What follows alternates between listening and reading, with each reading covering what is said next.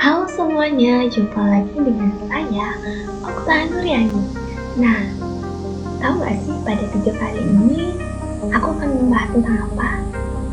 Tentunya tentang urgensi pendidikan multikulturalisme yang ada di Indonesia, yang dimana topik ini memang sangat penting kita bahas dan memang menjadi topik utama dalam video kali ini.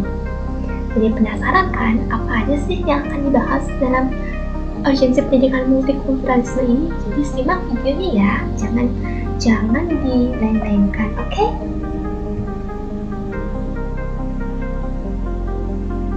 Nah, topik pembahasan yang diambil itu adalah pendidikan multikulturalisme, yang dimana di dalamnya itu bertentang pengertian dan juga ciri-cirinya. Kemudian juga ada tentang pendapat dari para ahlinya. Kemudian juga yang kedua itu adalah urgensi pendidikan multikulturalisme. Yang ketiga itu sloka suci Hindu yang mendukung dari pendidikan multikulturalisme ini. Jadi langsung saja ke materi ya. Nah, apa sih itu pendidikan multikulturalisme? Nah, multikulturalisme adalah suatu pengalaman yang membentuk persepsi umum terhadap usia, gender, agama, status ekonomi sosial, jenis identitas budaya, bahasa, ras, dan kebutuhan khusus.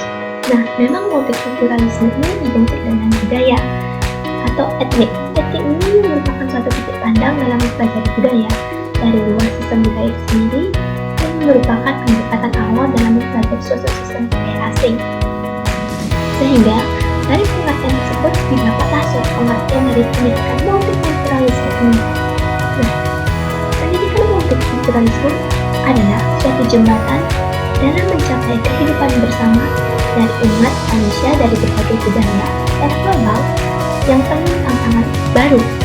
Pertemuan antara budaya bisa berpotensi memberi manfaat tapi sekaligus memiliki kesalahpahaman. Dan artinya, pendidikan multikulturalisme ini sangat penting untuk kita berikan pemahaman terhadap masyarakat atau orang yang lebih kecil dari kita, karena dengan memberikan pemahaman kita juga menjadi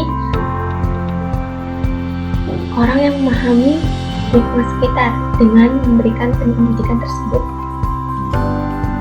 Nah, kemudian ada juga yang namanya pendapat dari para ahli. Jadi saya menyantumkan satu, yaitu pendapat dari James Blank, di mana beliau berpendapat bahwa pendidikan multikultural itu mencakup dari ide dan kesadaran akan nilai pentingnya keragaman budaya, kemudian gerakan pembaharuan pendidikan, kemudian juga yang ketiga itu proses pendidikan. Nah, artinya pendidikan multikultural ini merupakan suatu ide, gerakan pembaharuan pendidikan, dan proses pendidikan yang bertujuan utamanya adalah untuk mengubah struktur lembaga pendidikan supaya baik itu mahasiswa, siswa, baik itu pria maupun wanita, siswa berkebutuhan khusus, kemudian juga siswa yang merupakan anggota dari kelompok tertentu, dari etnis, kemudian dari kultur yang berbeda-beda dan macam-macam ini memiliki kesempatan yang sama untuk mencapai prestasi seperti itu. Jadi pada dasarnya James Blank ini menekankan kepada kesetaraan antara pihak satu dan pihak dua, kesetaraan terhadap masyarakat luas. Jadi semuanya ini mendapatkan perilaku yang sama. Itu. Oke, kita lanjut lagi nih. Kemudian setelah dari pendapat dari ahli, kita beralih ke ciri dari pendidikan multikultural ini. Nah, ciri yang pertama itu adalah di mana pendidikan multikultural ini bertujuan untuk membentuk manusia budaya dan juga menciptakan manusia yang berperadaban atau berbudaya. Karena di Indonesia ini kan memiliki ragam jenis suku, budaya, jadi perlu dibentuknya manusia yang berbudaya agar keberadaban tetap berjalan sampai akhir. Kemudian yang kedua itu materinya mengajarkan nilai-nilai luhur kemanusiaan, nilai-nilai bangsa, dan nilai-nilai kelompok etnis atau culture. Dimana tidak dipungkiri bangsa Indonesia ini kan bangsa yang majemuk, kemudian terdiri dari berbagai pulau, berbagai budaya, kemudian yang tertuang dalam Undang-Undang Dasar 1945 dan juga yang tertuang dalam butir-butir Pancasila. Jadi butir-butir Pancasila inilah perlu kita terapkan dalam pendidikan multikultural.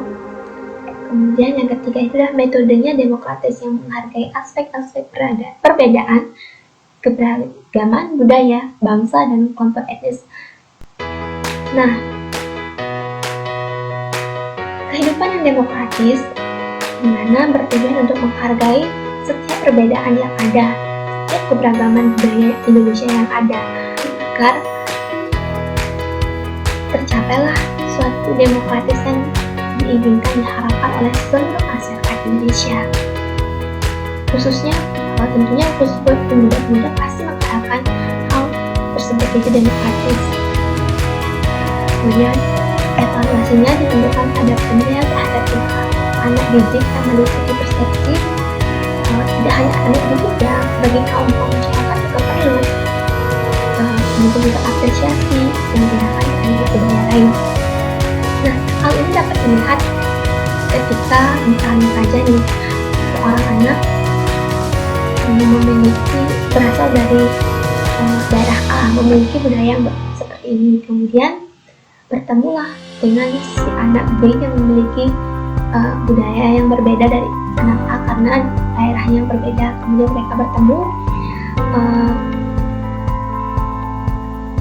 terjadilah suatu asimilasi ataupun asimilasi seperti itu. Jadi saling menghargai budayanya masing-masing, saling menghargai budayanya mereka tanpa memaksakan budaya yang mereka masing-masing miliki kepada rekan-rekannya seperti itu. Dan selanjutnya ada topik yang paling penting yang kita bahas, yaitu urgensi pendidikan multikultural. Jadi tidak heran ya bahwasanya negara Indonesia ini adalah negara yang berkepulauan yang memiliki jumlah penduduk lebih dari 200 juta jiwa, yang umumnya terdiri dari 50% pemuda yang berusia 20 tahun, tentunya memiliki semangat patriotik yang menggebu-gebu dalam diri. Nah, maka dari itu pendidikan multikultur ini sangat penting, dimana untuk mengembangkan literasi etis dan budaya. Jadi etis dan budaya ini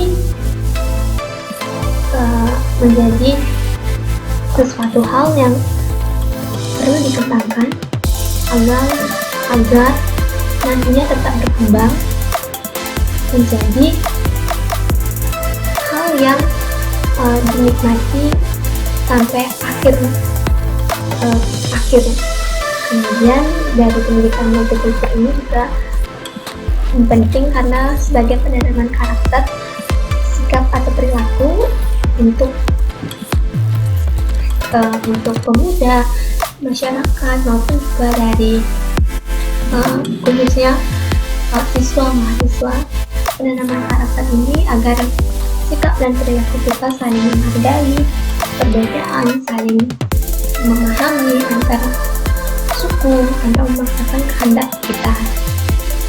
Kemudian yang ketiga itu menambah wawasan kebangsaan kenegaraan yang kokoh. Ya, seperti yang saya jelaskan tadi, memang negara kita ini sangat kaya akan budaya, kaya akan suku.